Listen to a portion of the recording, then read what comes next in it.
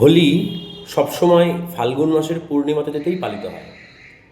এই পূর্ণিমার রাত্রি হয় হোলিকা দহন, যেটা 2 তারিখে হবে, মার্চ মাসের 2026।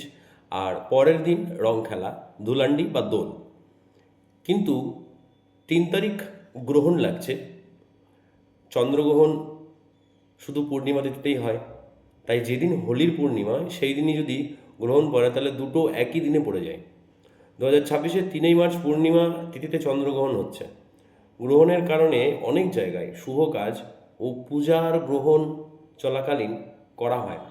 তাই কিছু স্থানে রং খেলা হবে 4 তারিখ। আমার মতে বলে 4 তারিখে রং খেলা ভালো।